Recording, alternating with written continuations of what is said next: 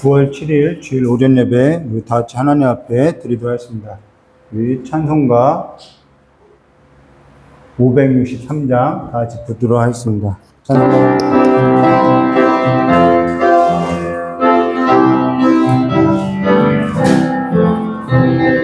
예수 사랑하시는 성령에서 빼앗는 우리들을 나타나 예수 권세만 교나 날 사랑하신 날 사랑하신 날 사랑하신 성경에 써있네. 나를 사랑하시고 나의 죄를 다시서 하늘 문을 여시고 들어가게 하시네. 날 사랑하신 날 사랑하신 날 사랑하신 성경에 써있네. 내가 연약할수록 여우기 여기사 높은 고야 위에서 낮은 나를 보시네. 날 사랑하신 날 사랑하신 날 사랑하신 성경에 써있네. 세상 사는 동안에 나와 함께 하시고 세상 떠나가는 날 천국 가게 하소서. 날 사랑하신 날 사랑하신 날 사랑하신 성경에 써있네. 우리 다같이 사도신앙심으로 신앙 고백 드리도록 하겠습니다. 전능하사 천지를 만드신 하나님 아버지를 내가 믿사오며 그 외아들 우리 주 예수 그리스도를 믿사오니 이는 성령으로 잉태하사 동정녀 마리아에서 나시고 본디오 빌라도에게 고난을 받으사 십자가에 못 박혀 주시고 장사한 지 사흘 만에 죽은 자 가운데서 다시 살아나시며 하늘에 오르사 전능하신 하나님 우편한 자 그리스도가 저리로서 선지와 중자를 심판하려 오시리라.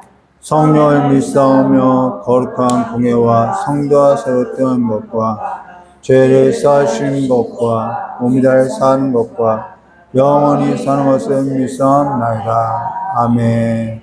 고맙고 감사하신 하나님 아버지, 주님께서 우리의 모든 것을 통일하여 주시고 또한 주님께서 예수를 우리의 머리로 삼게 하셨사오니 이제는 그리스도의 몸된 교회로서 아버지의 정결한 삶으로서 하나님의 기업을 잇는 데 부족함이 없는 삶으로서 나아갈 수 있도록 우리를 인도하여 주시길 간절히 원하오며 귀하신 예수님의 이름으로 기도드리옵나이다.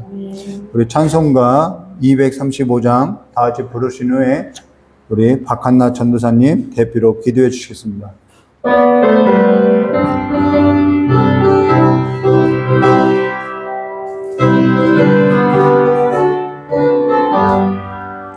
보아라 즐거운 천국에 거룩한 백성들 거기서 영원히 영광에 살겠네. 거기서 기쁘고 즐거운 집에서 거기서 영원히 영광에 살겠네. 앞서간 우리의 친구들 광명한 그 집에 올라가 거룩한 주님의 보좌 찬미로 영원히 즐기네.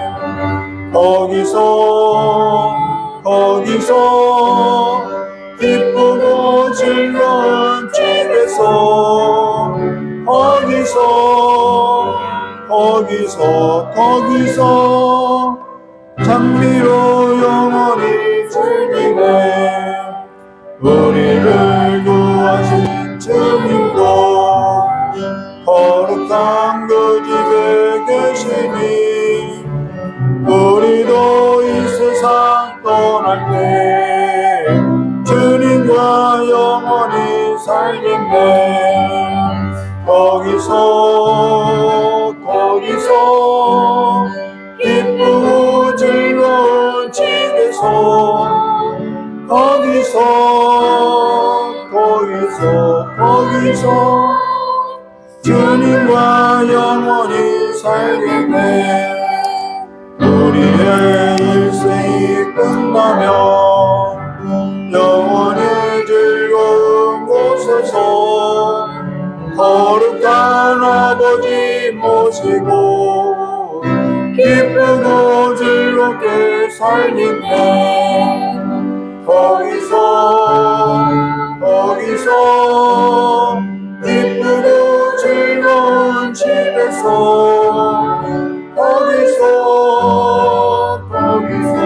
거기서 영원히 즐겁게 살겠네. 이 시간에 대표하여 박한나 전도사님 기도해 주시겠습니다. 하나님 아버지 감사합니다. 오늘도 주님께서 이전에 우리를 아버지 인도하여서 하나님을 예배하고 하나님을 찬양하게 하심에 감사합니다. 하나님 아버지, 오늘 우리가 이 자리에 하나님을 예배 드릴 때 온전하게 하나님을 들어 쓰이는 예배가 될 수 있게 도와주시옵소서. 하나님 아버지, 모든 짐을 내려놓고 주님께 예배하러 오시는 우리 성도들을 하나하나 하나님께서 만져주시고 그 하나하나 만져주시는 그 말씀을 통하여 우리가 새롭게 변하고 우리가 앞으로 더 나아갈 수 있는 힘을 주시옵소서. 하나님 아버지, 하나님께서 주시는 이 말씀의 심령을 파고 들어갈 수 있게 도와주시고 아버지, 회개의 능력이 생길 수 있게 도와주시고 하나님 아버지, 하나님이 어둡고 힘든 일이 밝게 비춰주는 그런 우리의 삶을 살 수 있게 도와주시옵소서. 하나님 아버지, 우리 교회가 아버지 새롭게 이렇게 서 있습니다. 하나님 아버지, 하나님의 이름 안에서 하나님의 그 뜻 안에서 하나님의 주인이 될 수 있게 도와주시고 하나님의 정말 하나님의 머리가 될 수 있게 도와주시고 우리 성도들이 하나님의 몸으로서 하나님의 그 주권 안에서 하나님의 뜻대로 아버지 이루어 나아갈 수 있는 우리 교회들이 우리 블레스 처치가 될 수 있게 도와주시옵소서. 하나님 아버지, 하나님께서 주시는 우리 목사님을 세워주셨고 목사님을 통하여 말씀이 전해질 텐데 그 말씀을 통하여 우리가 각 10년마다의 하나님의 말씀을 받아들일 수 있는 능력의 밭을 아버지 인도해 주시고 그 밭대로 하나님께서 뿌리는 그 씨앗대로 열매를 맺고 하나님의 그 씨앗의 열매를 맺을 수 있게 도와주시옵소서.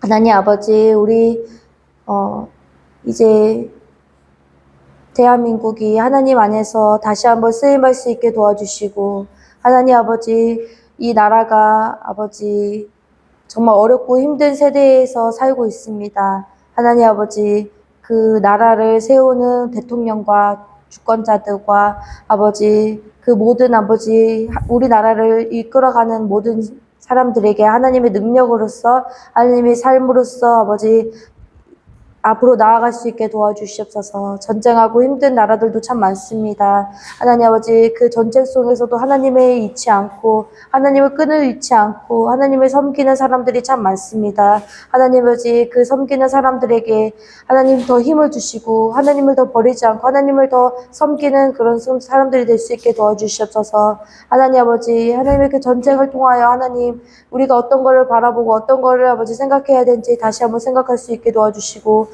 그 전쟁을 통하여 힘든 아이들을 위하여, 그 힘든 아버지 사람들을 위하여 우리가 더 깨닫고 기도할 수 있게 도와주시옵소서. 하나님 아버지, 우리 각 신념 하나님 안에서 벗어나지 않고 하나님의 길로 나아갈 수 있는 은혜의 시간들이 될 수 있게 도와주시옵소서. 예수님 이름으로 기도드렸습니다. 아멘.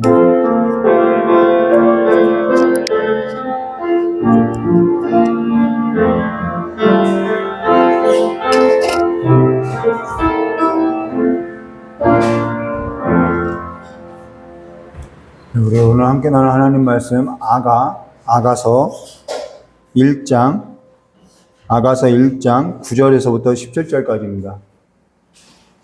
아가서 1장 9절에서 17절까지의 말씀 우리 함께 나누도록 하겠습니다. 아가서 1장 9절에서부터 17절까지의 말씀 제가 먼저 교독하겠습니다. 내 사랑아, 내가 너를 바로의 병거의 준마에 피하였구나.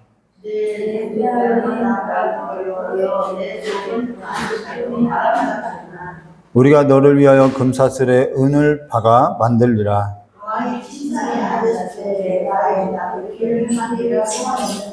나의 사랑하는 자는 내 품 가운데 모략 향 주머니요.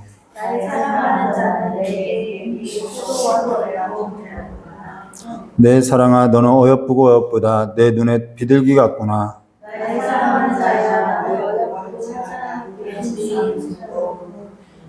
함께 하겠습니다. 우리 집은 백향목, 들보, 잣나무, 석가래로구나. 아멘. 자, 기도하도록 하겠습니다. 조신 하나님 아버지, 우리의 삶이 지붕 없는 집이 아니라 하나님께서 지으신 지붕이 있는 집으로서 하나님 안에서의 그 안식을 누리는 삶이 될 수 있도록, 쉼을 얻는 삶이 될 수 있도록 복을 내려주시길 간절히 원하오며 기억하신 예수님의 이름으로 기도드려옵나이다. 네, 오늘 우리가 함께 교독했던 이 성경 말씀 보면은 굉장히 닭살 돋는 표현들이 많죠. 근데 사랑이라는 것은 원래 유치하고 닭살 돋는 것이 정상이라는 것을 우리가 기억해야 하는 거예요. 정작 주변만 그렇지 사랑하는 사람들은요, 그게 전혀 이상하지 않다는 것을 우리가 기억해야 하는 거죠. 오늘 아가서 1장 9절과 17절 말씀 가지고요, 우리 집은 백향목, 들보, 잣나무, 석가래로구나 라는 제목으로 우리 함께 나누었습니다. 전에 우리 이경준 목사님이 지붕 위에 없는 집이 있다라고 이야기했는데, 오늘 바로 저도 그 얘기가 뭔지 몰랐어요. 성경에서 그 얘기가 뭘 의미하는지 몰랐는데 오늘 설교 쓰다가 이렇게 깨닫게 되었는데, 오늘 우리가 이것에 관해서 함께 나누도록 하겠습니다. 사랑하게 되면은 앞서서 서두에 이야기했던 것처럼 사람이 유치하게 되는데, 사실 주변 사람이 볼 때는 유치하고 닭살 돋는다는 얘기를 하나, 정작 사랑하는 사람은요, 유치하지도 않고요, 닭살 돋지도 않고요, 아예 거기에 덧붙여서 막 혀 짧은 소리를 해요. 아니야, 막 이러면서 혀를 짧은 소리를 이제 하는 거죠. 근데 옆에 보면 아주 못 들어주겠다라는 거예요. 근데 사랑하게 되면요, 말도 막 욕을 했던 그 말도 이렇게 유하게, 혀 짧은 소리도 하고, 코맹맹이 소리도 되고, 막 비염에 걸린 것처럼 막 그런 소리들을 어디서 그렇게 나오는지 막 나온다는 것이죠. 근데 전혀 그 전에 내가 알던 사람이 아니라 전혀 딴 사람이 되는 거예요. 딴 세상 사람이 되는 거죠. 오늘 우리가 사랑하게 되면요, 전에 살던 삶이 아니라 세상 나라 사람이 아니라 전혀 딴 세상 사람과 같이 말도 하고요, 행동도 하고요, 경험하지 못하는 그 세계에 완전히 사로잡혀서 새로운 세상을 경험하게 된다라는 거예요. 그래서 사랑해야 하는 거예요. 전혀 새로운 삶이라는 거예요. 그래서 혼인이라는 것은 우리가 내 현실을 가지고 살아가는 것이 아니라 딴 세상을 맞이하는 삶이라는 것이죠. 전혀 새로운 세계를 맞이하는 삶이라는 거예요. 내가 전혀 경험해보지도 않았던, 내가 전혀 살아보지 않았던 그 미지의 세계로 들어가는 삶인데, 여기에 있어서 우리가 그 미지의 세계에 들어가는 그 삶에 있어서 어떠한 삶은요, 지옥이 되고요, 어떠한 삶은 천국이 되더라는 거예요. 근데 오늘 성경은 어떠한 삶은 천국이 되고 어떠한 삶은 지옥이 되는지 이 혼인에 있어서 이야기를 들려주고 있다는 거예요. 하나님의 나라의 유업이 될 수 있고 그렇지 않으면 정말 지옥 불과 같은 정말 결혼 지옥과 같은 그런 얘기가 된다는 것입니다. 지금도 영상으로서 예배를 드릴지 안 드릴지는 알 수 없지만요. 우리 장로님 프로필 사진과 글을 보면 뭐라고 써있냐면요. 천국 같은 가정이라고 쓰여져 있어요. 아마 그것이 소망인 것 같아요. 근데 사실 혼인이 천국이 될 수도 있고요. 지옥이 될 수 있다는 거예요. 오늘 여기에 있어서 우리가 함께 나눌 건데 지난 설교 때 우리가 무엇을 가지고 나눴냐면은 우리가 신앙생활을 하다면은 이게 뭐지? 어디가 길이지? 우리가 어디에 가서 우리가 쉼을 얻을 수 있지? 안식을 얻을 수 있지? 우리가 그것에 있어서 안식을 찾지 못할 때, 길을 찾지 못할 때 무엇을 따라가라고요? 양떼의 발자취를 따라가라는 것을 우리가 함께 나눴다라는 거예요. 그리고 지금 우리가 함께 나눌 거는 성경이 얘기를 나누고 있는 것은 목자에게 가고자 그 양떼의 발자취를 따라서 그 목자에게 가고자 지금 우리가 성경을 함께 설교를 듣고 있다는 것입니다. 그리고 삶에 있어서 우리가 상처가 있죠. 세상 가운데 고단한 삶으로 인해서 아니면 내 욕구가 채워지지 않는 삶으로 인해서 상처 없는 사람이 없다는 거죠. 근데 그 상처가 어떻게 치유되냐면은 사랑받을 때 치유된다라는 거예요. 이건 교육과 심리와 어떠한 윤리와 도덕으로서 치유되는 것, 그것이 도움이 안 된다는 것이 아니라 도움이 돼요. 근데 그것이 본질적인 치유가 될 수 없다라는 거예요. 그것은 내가 누구인지를 가르쳐 주지 않는다라는 거예요. 오늘 내 삶에서 나라는 사람을 찾기 위해서는 누구로 말미암아 우리가 찾을 수 있냐면 나를 사랑하는 자로 말미암아 내가 찾게 된다라는 것이죠. 세상은요 늘 나를 비교해요. 나 스스로도 나를 비교하고 나를 정죄하고 이야기하고 있지만은 내 주가 되신 주님은 내 신랑 되신 내 주님은 나를 늘 뭐라고 하냐면 어여쁘다라고 이야기하고 있다는 거예요. 그것이 우리의 삶을 근본적으로 치유한다는 것이죠. 아무도 날 기억해 주지 않아도 내가 죽어도 면사무소 직원 한 사람, 동사무소 직원 한 사람이 날 기억해 주지 못해도 주님은 영원히 기억해 준다라는 거예요. 이 믿음이 우리 가운데 그 사랑으로부터 난 그 믿음이 우리 가운데 있어야 한다는 거예요. 그래서 사랑은요 믿음이라고 하는 거예요. 이거 이경진 목사님이 자주 하는 거죠. 사랑은 곧 믿음이라고 이야기해요. 오늘 우리가 기억해야 할 것은요 그 기업, 하나님의 나라의 그 기업, 그 천국을 어떻게 얻을 수 있냐는 거예요. 그건요 다른 방법 없어요. 하나님의 아들이 우리를 사랑하면 돼요. 신랑이 사랑하면은 그로 말미암아 우리가 기업을 얻게 되는 거예요. 신랑이 우리를 사랑하지 않는데 우리가 기업을 얻을 수 있느냐? 얻을 수 없어요. 신랑이 우리를 사랑하게 되면은 아들이 우리를 사랑하면 우리가 자유를 얻고요. 기업을 얻을 수 있다는 것입니다. 이걸 근데 누가 얘기했냐면 주님이 얘기하기 전에 일찍이 여호수아가 이 얘기를 했다라는 거예요. 여호수아 갈렙이 이 얘기를 했다라는 거예요. 하나님의 나라를 어떻게 우리가 얻을 수 있느냐? 이거 민수기 14장 6절과 8절 말씀이 이렇게 말씀하셨어요.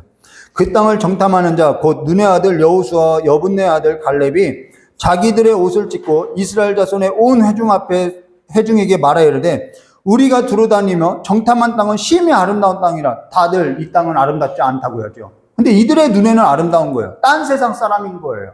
왜요? 사랑하면 그렇게 보이는 거예요. 여호와께서 우리를 기뻐하시면 나오죠. 여호와께서 우리를 기뻐하시면 우리가 그 땅으로 인도하여 들이시고 그 땅은 우리에게 주시리라. 이것은 과연 젖과 꿀이 흐르는 땅이다 라고 이야기하고 있는 것입니다. 오늘 우리가 기억해야 할 것은 주님께서 우리를 기뻐하시면 된다는 거예요. 세상이 나를 기뻐하지 않아도 주님이 나를 기뻐하면 되는 거예요. 너 어여쁘다. 너 정말 어여쁘다. 이거면 되는 거예요. 우리가 그 신뢰, 그 믿음이 있냐는 거죠.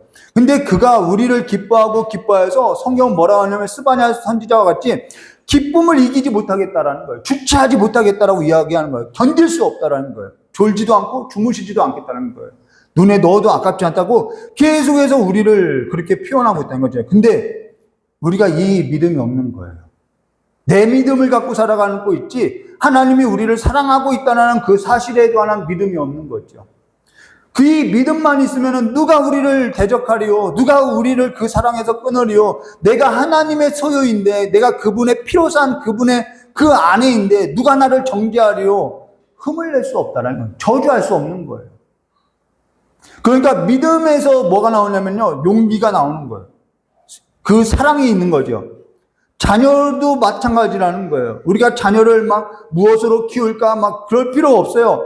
그리스도 안에서 사랑으로 대하면요, 자녀도요 그와 같죠. 나 아빠가 엄마가 날 사랑하고 있어. 이거면 된다라는 거예요.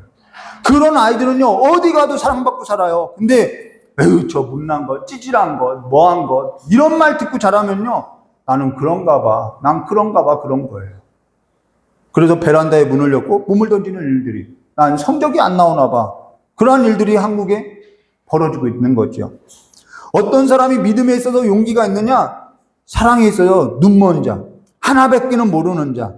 여러 사람이 다 똑같이 옷을 입어도요 내가 사랑하는 사람은요 하나밖에 보이지 않는 거예요.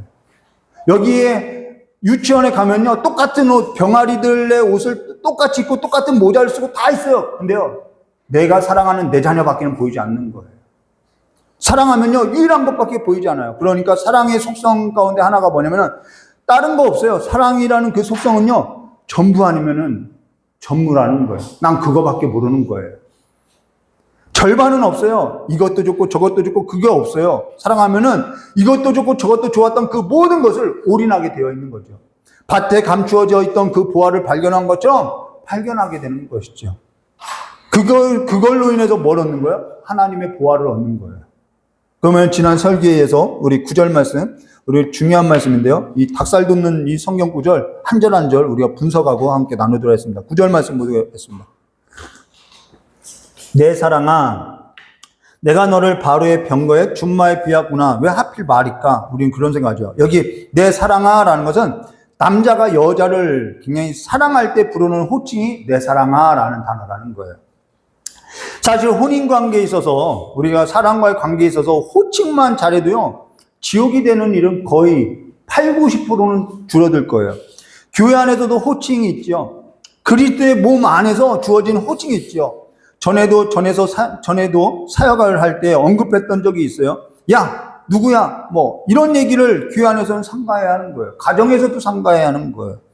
아무리 가족이라고 해도, 친하다고 해도 바르게 불러줘야 하는 것이 맞다라는 거예요. 전에 저희 아들이 뭔가 하고 있어서 야, 네가 갖다 먹어 했더니 저희 아들이 저에게 뭐? 이나 먹으라 할 때 네? 그렇게 이야기한 거예요. 자기한테 담률이라고 불러달라고 이야기한 거예요. 그게 맞는 거예요. 저 어릴 때 중고등부 그 학생회 할 때 제가 회장을 맡았는데 담임 목사님이 한 날 저를 부르는 거예요. 그때 뭐라 하냐면 호칭에 있어서 서로, 여기는 학교가 아니니까 선후배라고 부르지 말고 교회 일원으로서 회원이 되었으니까 충격적인 말을 하는 거예요. 회원이 됐으니까 교회 안에서는 이건 교회 안에서 청년회라는 조직이 있는 거예요. 그러니까 그 청년회 조직 안에서 그 청년회 회장은 청년회장님이라고 하고 청년회 회원은 청년회원님이라고 바르게 부르라고 하는 거예요. 그래서 따끔하게 혼난 적이 있어요. 그래서 어색하지만은 청년회원님 뭐 이렇게 불렀던 적이 있다라는 것입니다. 근데 그게 어색한데 그게 맞다라는 거예요. 그렇게 호칭이 되어질 때 문제의 소지가 적어지는 거예요. 확연히 적어질 수밖에 없다라는 것이죠. 저 역시 조심해야 하는데, 야, 전도사, 야, 사모, 이러서는 안 되는 거죠. 공사를 하다가 저희 아내가 밥 먹으러 갔어요. 멀리 갔어요. 그래서 사모님 불러도 대답이 없길래 경진아라고 불렀어요. 함께 일하는 그 당숙인가요? 그 당숙이 저를 불러다가 한마디 조언을 하겠다고 하면서 아무리 그래도 사모라고 불러라고 이렇게 이야기하는 거예요. 그래서 제가 정중하게 그 충고 받아들이겠다고, 수용하겠다고, 조심히 가시라고 인사를 드렸다는 것입니다. 받아들여야 하는 부분이지요. 정말 제가 칭찬하는 데 있어서는 굉장히 이렇게 인색한데요. 막 사랑해 이런 표현을 해도 칭찬에 있어서는 저도 굉장히 인색한 사람인데 칭찬할 사람이 있다라는 거예요. 저희 장모님은요, 한 번도 저에게 목사 한 수 받고 서서방이라고 부른 적이 없어요. 지금까지도. 잘났나 못났나, 설교를 잘하나 못하나 그건 뒤로 하고 그냥 밭에서든 집에서든 예배당 안에서든 서목사님이라고 부르더라는 거예요. 이게 굉장히 중요한 거예요. 호칭이 중요한 것은 왜 중요하냐면 우리가 감정이 상하면요 야라고 불러요. 그 감정을 억제하는 것이 호칭이라는 거예요. 절제하게 한다는 것입니다. 이 절제는요 내 영적인 모습을 반영하는 거예요. 그렇기 때문에 이 호칭은요 너무나 중요하죠. 여기 내 사랑아, 아내들에게 남편에게 내 사랑아라고 사랑하는 조건 존재로서 여겨주면요 인생이 달라지는 거예요. 딴 세상 사람 되는 거죠. 그러고 나서 여기 내가 너를 바로의 병거에 준마에 비했구나라고, 여기 내가 너를 바로의 병거에 준마에 비했다라는 것은 그래서 말을 예쁘게 해야 하는 거죠. 최고의 칭찬이라는 거예요. 우리에게 있어서 가장 최고의 칭찬은 뭘까요? 뭐 아름답다고 얘기하나요? 근데 아랍권에서는 중동 지역은 가장 아름다운 표현을 뭐라고 하냐면 준마로 비유한다라는 거예요. 이런 준마로 비유하는 거예요. 아랍권에서는. 자, 그러고 나서 10절에 이렇게 말씀하고 있어요. 내 두 뺨에 따은 머리털로 내 목은 구슬개미로 아름답구나. 여기 머리털은 원문에는 없는데 사실 금사슬이라는 단어예요. 머리털이 아니라 금사슬이에요. 그리고 여기 내 목은이라고 할 때 이 목은 이 앞목을 가리키는 것이 아니라 이 뒷목을 가리키는 거예요. 앞목이 아니라 뒷목. 그러니까 이건 어떠한 모습이냐면은 신랑이 신부 뒤에 와서 목걸이를 채워주는 그림이라는 거예요. 그래서 머릿결을 이렇게 넘기면서 이 볼을 터치하면서 이 목걸이를 이렇게 잠가주는 그 장면을 글로써 표현한 거죠. 그러니까 누가 목걸이를 채워주는데 이렇게 앞목을 잡고 이렇게 채워주는 사람 없지 않냐는 거죠. 그것처럼 굉장히 이 여자의 이 목선을 굉장히 그림으로서 그리는 단어라는 것입니다. 뒤에서 뒷목, 이 볼터치하면서 그때 내 두 뺨에 따은 금사슬로 내 목은 구슬개미로 아름답다라는 거예요. 자, 그러고 11절에 이렇게 말씀하세요. 우리가 너를 위하여 금사슬에 은을 박아 만들리라. 여기서 금사슬에 은을 박아서 은을 새겨서 만들 한 땀 한 땀. 성경에서 은이라는 것은 굉장히 아름다운 표현을 말해요. 이 은으로서 한 땀 한 땀 새긴다라는 거예요. 자, 이것은 무엇을 말하느냐? 이 한 땀 한 땀 새길 때 뭘 했다라는 거예요? 내가 널 생각했다라는 거예요. 전에 이건 너밖에 없다라는 표현인데 전에 아내하고 연애하기 전에 저희 아내가 생일을 맞이해서 생일 선물을 하고 싶은데 금목걸이는 사줄 수 없고 하도 신앙이 좋아서 내가 십자가 은목걸이를 하나 사줘야겠다 해서 몰래 은행동에 가서 주얼리샵에 가서 은목걸이를 봤더니 3만 원이라고 이야기하는 거예요. 뭐 그렇게 비싸지 않구나라고 생각해서 노가대를 했어요. 학생이 돈이 있나요? 없죠. 그래서 노가대를 했어요. 가정 형편도 어려워서 용돈 달라고도 못해서 하루는 학교를 땡땡이 치고 학교를 가지 않고 공사 현장에 가서 일을 하고 나서 일당을 받고 나서 은행동에 가서 보았던 그 십자가 은목걸이를 샀어요. 근데 한 번도 선물을 해본 적이 없어서 목걸이를 살 줄 몰랐어요. 목걸이를 사러 갔더니 목걸이 매달만 3만 원이었던 거예요. 줄은 따로더라고요. 그래서 목걸이 매달만 사갖고 왔어요. 줄은 못 샀어요. 그리고 나서 유성에 와서 이제는 피자가 먹고 싶다 해서 피자집에 가서 피자를 시켰어요. 근데 피자가 그렇게 비싼 줄 몰랐어요. 당시에도 3만 원이 넘어가는 거예요. 피자를 사서 샐러드까지 먹는다고 하는 거예요. 5천 원이 초과되는 거예요.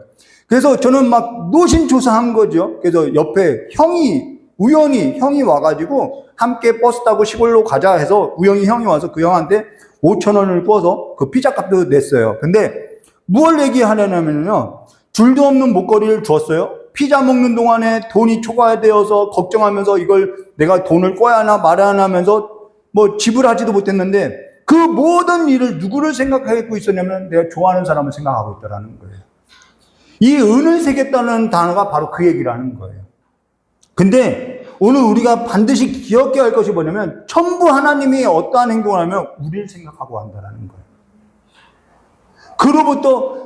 그 전부터 우리가 나기도 전부터 태초부터 하나님은 우리를 위해서 한 땀 한 땀 새기고 있다라는 거예요. 우리가 이것을 생각하면요, 우리의 삶의 태도는요 달라질 수밖에 없는 거예요. 내 지금의 모든 상황, 내가 술람미 여자같이 보잘것없고 내가 볼 때는 뭔가 부족한 것 같아요. 목걸이를 받았는데 줄은 없는 것 같아요. 늘 하나님의 선물이 이와 같아요. 뭔가 어설픈 것 같아요. 근데 전부 그것이 나를 위한 하나님의 열심이라는 거예요. 그게 아름답다라는 거예요. 하나님이 지금 내 모습을 보면은 나는 술람이 져갖고 검게 거슬렸고 내 양떼도 없고 내 터전도 없는데 하나님이 보실 때는 늘 준마 같다고 이야기해요. 그러고 우리를 정말 준마같이 볼 뿐만 아니라 그와 같이 내가 아름답게 하나하나 너를 새겨가겠다라는 거예요. 그것이 지금 내 모습이라는 거예요. 그때 줄은 어디 있냐고. 야, 왜 매달만 사왔어? 이러한 태도를 갖고 있는 것은요, 굉장히 이게 뭐랄까요? 부족한 태도인 거죠. 그때 이 사람이 열심히, 우리도 그래요. 하나님이 나를 위해서 열심을 내고 있구나라는 그러한 태도를 갖고 있다면요, 우리는 달라질 수밖에 없다라는 거예요. 근데 그게 보이지 않으니까 하나님 이게 뭐냐고 우리는 하나님 앞에 얘기하는 거예요. 공사 현장에서 일했던 얘기, 돈이 부족했던 얘기, 아무런 얘기 하지 않았어요. 근데 그걸 가지고도 고마워하더라는 거예요. 우리가 가져야 할 신앙의 태도가 뭐냐면 하나님을 깊이 헤아리는 태도, 성도를 깊이 헤아리는 태도라는 거예요. 그냥 눈에 보이는 어떠한 것에 있는 것이 아니라 결과물이 있는 것이 아니라 그 결과물, 지금 내 삶을 가져오기까지 하나님이 얼마만큼 피를 쏟았는지, 물을 쏟았는지를 우리가 봐야 하는 거죠. 오늘 우리가 하나님께 있어서 그러한 신앙의 태도에 있어서 가져야 한다라는 것입니다. 그러한 신앙의 태도가 우리의 삶 속에, 우리의 현장 속에서 무엇으로부터 나타나면 호칭부터 나타나는 거예요. 하나님을 어떻게 부르는 그 호칭부터, 성도를 어떻게 부르는, 어떻게 대하는 그 호칭부터 나온다라는 것이죠. 그래서 이것이 영적인 문제라는 것입니다. 그러고 나서 12절에 이렇게 말씀하고 있어요. 왕이 침상에 앉았을 때 나의 나도 기름이 향기를 뿜었구나라고. 이 나도 기름이라는 것은 순전한 나드 향을 말해요. 이것을 왕이 침상에 앉았을 때 이 술람미 여자가 왕에게 그 나도 향기, 순전한 나드를 부어서 향내를 품었다라는 얘기를 하는 거예요. 자, 여기 침상이라는 단어가 나오는데 사실 이거 침상이 아니에요. 무슨 혼인도 안 했는데 둘이 침상에 들어갈 일은 없죠. 여기서 침상이라는 단어는 식탁을 말한다는 것입니다. 지난 설교 때 유대 혼인 예식을 함께 나눴던 것처럼, 설명했던 것처럼 혼정 관계는 이들에게는 있을 수 없는 일이라는 거예요. 혼인을 하고 나서 침상에 들어가는 것이지. 그런데 왜 이게 침상을 그럼 번역한 것을 오역한 거냐? 아니요. 이들의 식탁은 둥근 식탁이라는 거예요. 우리 PPT에 나오죠? 이렇게 둥근 식탁에 이렇게 누워서 먹기 때문에 식탁을 침상이라고 번역했다라는 거예요. 둥글게 누워서 먹는 거죠. 이와 같이 둥근 식탁에 반쯤 누워서 먹는 거예요. 그래서 그때 식사하는 가운데 이 나드 기름을, 향내를 이게 부었다는 것이죠. 이 나도 기름, 여기 나도 기름이라고 하는데, 이거 마가복음인가요? 거기는 뭐라고 써요? 순전한 나드라고 표현하죠. 이게 같은 표현이에요. 근데, 같은 표현이에요. 식탁 교제에 있어서 값비싼 나드 한 옥합을 깨어서 부었다는 것입니다. 그러면은, 이 나도 기름, 순전한 나드는 무엇을 의미하냐면, 당시 여자가 혼인을 위해서 반드시 준비해야 할 것이 있는데, 그게 뭐냐면 기름이라는 거예요. 여자는요, 혼인하기 위해서 기름을 준비해야 돼요. 그 기름이 없으면은 혼인 안 돼요. 그러니까 여자에게 있어서 이 기름은요, 무엇과 같다면 혼수와 같은 거라는 거예요. 그래서 평생 모아도 모을 수 없는 값비싼, 이게 인도산 기름인데, 이 인도산 기름, 이건요, 전 재산을 모아야 하는 거예요. 평생에. 근데 왕이 침상에 앉았을 때 이것을 부었다는 얘기는, 향내를 뿜었다는 것은요, 내 헌신, 내 순종, 난 그냥 당신에게 다 걸었습니다. 이 얘기라는 거예요. 우리 신앙에도 그런 걸 한 번씩 와요. 주님께서 너 나에게 다 걸 수 있냐? 이런 시험이 와요. 무게를 달아보실 때가 있어요. 이 사람에게 있어서 나는 모든 걸 걸었다는 거예요. 전부 걸었다는 거예요. 그러고 나서 13절에 이렇게 말씀하고 있어요. 나의 사랑하는 자는 내 품 가운데 모략 향주머니요 라고. 여기 유대 여자들은 이 가슴과 가슴 사이에 이 골이 있죠. 이 골에다가 뭘 가지고 다니면 모략 주머니를 갖고 다녀요. 그래서 향기를 늘 가슴에서 이렇게 나오게 해요. 그래서 제가 이 그림이 있나 PPT를 찾아보려고 가슴에 있는 모략 주머니를 찾더니 뭐 온통 가슴 성형 사진만 있어요. 보형물만 있어요. 그래가지고 이 PPT를 준비 못했어요. 근데 이 성경 속에 이 모략은 언제 쓰이냐면요, 출애굽기 30장 23절 말씀 보시면 이렇게 말씀하세요. 너는 상등 향품을 가지되 액체 모략 500세겔과 라고 하죠. 성전에서 쓰인다라는 것입니다. 모략은. 오늘 우리가 누구냐면은 그리스도의 몸이에요. 성령이 함께 계시는 하나님의 성전이라는 거예요. 오늘 내 마음의 중심은 그리스도를 향한 그 마음의 중심으로부터 뭐가 나냐면은 모략의 향기가 나야 하는 거예요. 어떤 향기냐? 입술로부터, 내 마음의 중심으로부터 나오는 행동으로부터 드러나게 되어 있는 거예요. 오늘 우리가 그리스도의 향기 나는 그 편지로서 사실 잊지 말고 우리 중심에서부터 삶으로서 살아내야 하는 것이죠.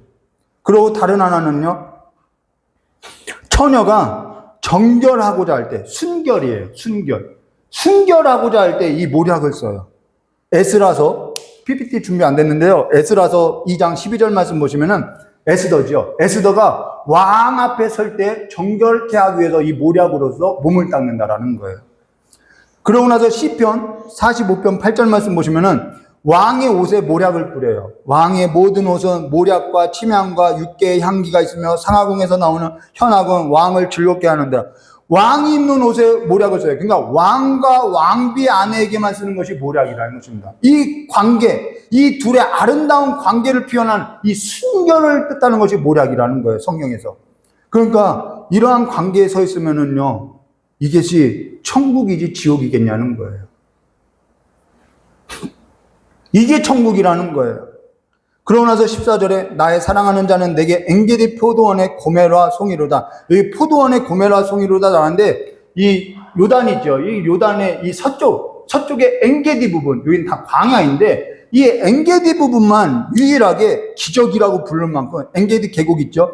낙원과 같이 포도원이 있다라는 거예요. 근데 그 포도원에 고멜과 송이가 있는데, 어떠한 장면이냐면요, 푸른 곳이 없어요. 근데 포도나무가 있는데 거기에 고멜화가 이렇게 송곳송곳 피어 있다라는 거예요. 그러니까 우리가 가끔 봄에 보면은 봄에 이렇게 진달래가 피어 있는데 매화꽃이 이렇게 어우러지면은 그게 참 보기 좋은 것처럼 이 엔게디가 그런 장면이라는 것이죠. PPT 준비되어 있을 거예요. 이게 고멜화 꽃이라는 거예요. 하얀게. 근데 이게 엔게디라는 거예요. 엔게디는 그냥 광야 같은 곳이에요. 근데 거기에 포도나무가 있는데 그 사이사이에 이 고멜화가 이렇게 어우러져서 아롱지게 피어 있다는 것이죠. 뭐 예쁘지도 않아요. 근데 요단 서쪽에서 이건요, 기적과 같은 일이라는 거예요. 그만큼 유대가 광야이라는 거죠. 그러고 나서 15절에, 그러니까 너만이 돋보인다라는 거예요. 15절에 내 사랑 너는 어여쁘고 어여쁘다. 내 눈에 비둘기 같구나. 자, 비둘기라고 하는데 성경 속에 비둘기라는 것은 어떠한 의미냐면요, 이게 사람이 말을 할 때 이 말의 뉘앙스를 읽으라고 제가 자주 이야기하죠. 아라고 했는데 저 사람은 어로 알아들으면 안 되는 거죠. 우리가 말을 나눌 때 뭔가 저 사람이 뭘 의도하는지 잘 알아들어야 하고 잘 파악하는 거죠. 제가 저희 아내에게 예전에 꼴통이라고 했어요. 그때 저희 아내가 저에게 뭐 나보다 꼴통이라고 했어. 막 그렇게 화를 낸 거잖냐. 오빠는 나에게 왜 그러한 표현을 써서, 저는요 어렸을 때 예쁘다는 소리를 꼴통이라는 소리를 듣고 자란 거예요. 그래서 그 표현을 쓴 거죠. 저도 모르게. 무의식 가운데 나온 거예요. 그러니까 이 사람이 그 단어를 쓰는, 이 비둘기라는 단어를 쓰는 이유가 뭔지 우리가 그걸 봐야 한다라는 거예요. 당신의 눈은 비둘기 같다라고 하는데 우리 비둘기 눈 한번 볼까요? 다음 장. 비둘기 눈이 이래요. 뭐? 내 눈이 비둘기 같다고 하면 싸움 나는 거예요. 뭐 이거 내가 뭐 눈이 충혈됐다는 얘기냐? 이거 파악하지 못하면 싸움이 나는 거죠. 우리 다시 앞장으로 보면 내 눈이 비둘기 같구나라는 것은, 이 비둘기 같다는 것은 뭐 말귀를 못 알으면 싸움받게 되지 않는 거죠. 의미를 알아야 하는 것이죠. 비둘기라는 것은 두 가지 의미가 있어요. 귀수 본능이에요. 항상 본향을 찾게 되어 있어요. 다른 하나는 이 비둘기도 순결을 의미하고 있다는 거예요.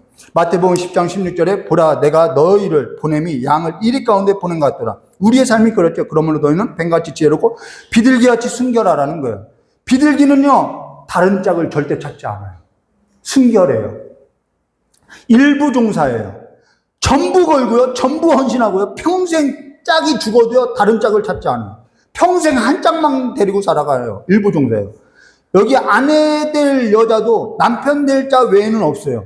남편 될 자도 아내밖에는 없어요. 서로 그러니까 기뻐할 수밖에 없는 거예요. 이게 비둘기라는 거예요. 난 너밖에 없어. 그러니까 서로 기뻐할 수밖에 없으니까 서로를 위해서 기뻐할 수밖에 없으니까 당연히 여기서 뭐가 나면 기업을 잇게 되는 거예요.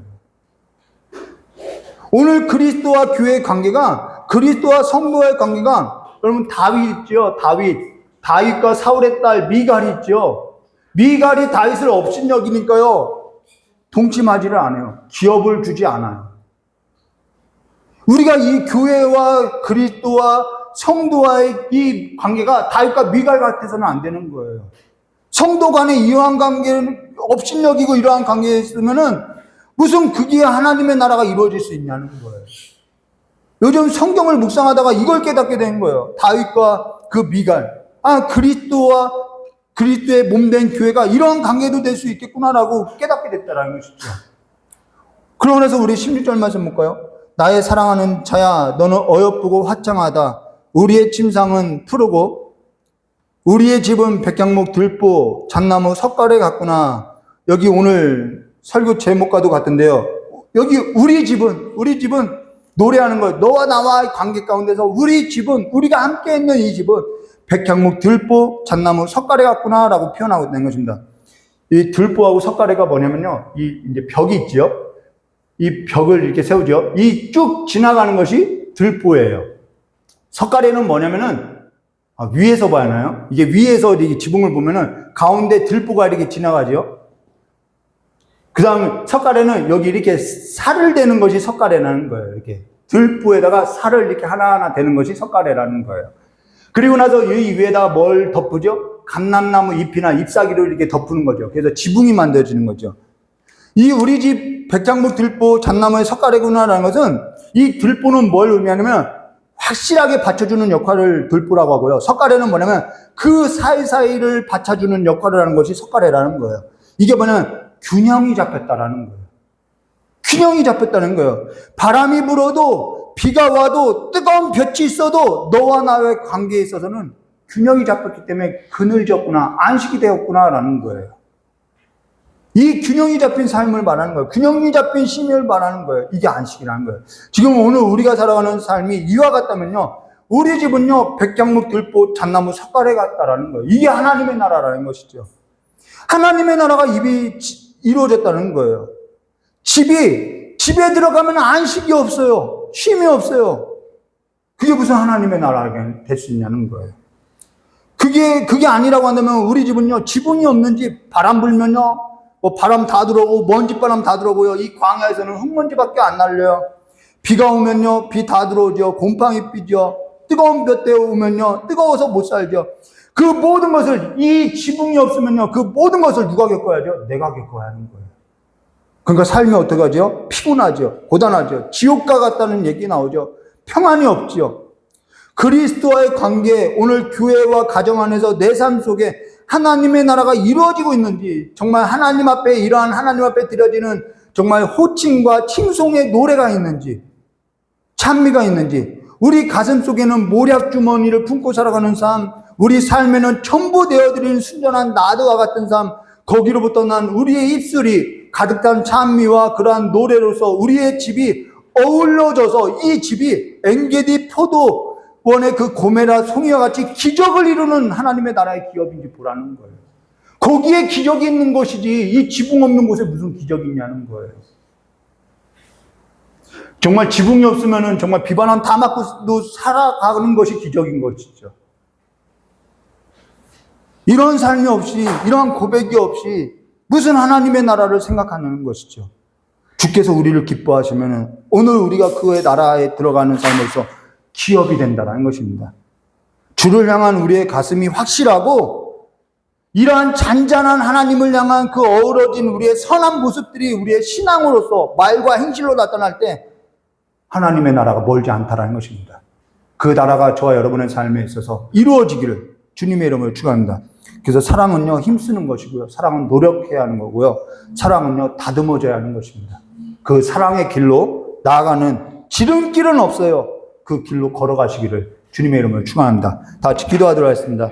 참으로 고맙고 감사하신 하나님 아버지, 하나님의 사랑을, 하나님께서 우리에게 베푸신 사랑을, 하나님의 노래를, 노래 중에 노래라고 하는 이 가정의 노래가, 이 교회의 노래가 우리의 삶 가운데 이루어질 수 있도록 성령 하나님께서 우리의 가슴 속에 모략 주머니와 같이, 또한 우리가 아버지 앞에 드려지는 삶이 순전한 나드와 같이 우리가 드려지는 삶으로 우리의 삶이 엔게디의 그 포도송이 고메라와 같이 어우러지고 아롱져지고 우리의 집이 정말 백향목의 들보, 잣나무의 석가래와 같이 지붕이 있는 집으로서 쉼이 있고 안식이 있고 하나님의 은혜와 평강이 가득 넘치는 삶이 될 수 있도록, 그래서 하나님의 나라의 기업을 잇는 거룩한 백성이 될 수 있도록 복을 내려주시길 간절히 원하오며 기여하신 예수님의 이름으로 기도드리옵나이다. 이것을 어디서 경험해야 하냐면, 왜 우리가 결혼해야죠? 결혼은 사명이에요. 이 하나님의 나라를 여기서 경험할 수 있다는 것입니다. 자, 우리 찬송가 438장 부르신 후에 드려진 예물 위에 기도하고 축도로서 예배를 마치도록 하겠습니다. 잠깐만요. 이 PPT 잘못됐어요. 찬송가 피시길 바랍니다. 438장입니다. 찬송가 400. 가사는 맞아요? 찬송가, 가사는 맞네요.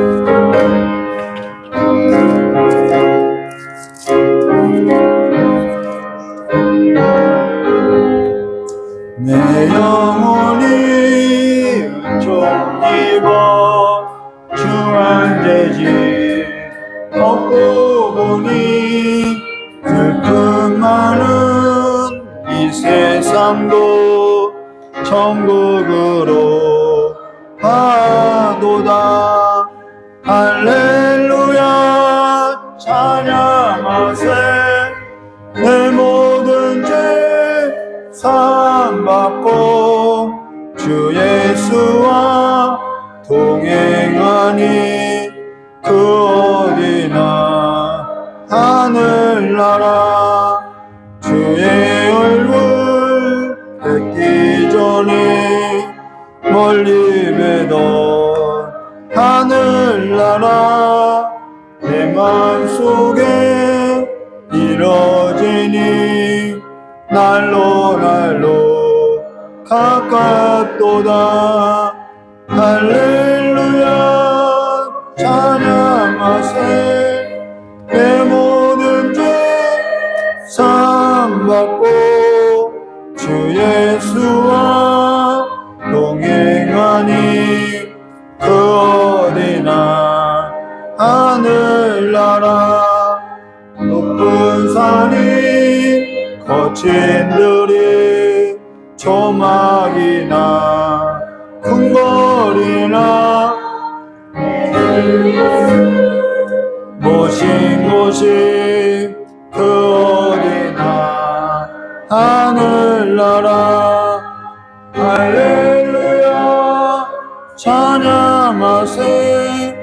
내 모든 죄 사함받고 주 예수와 동행하니 그 어디나 하늘나라.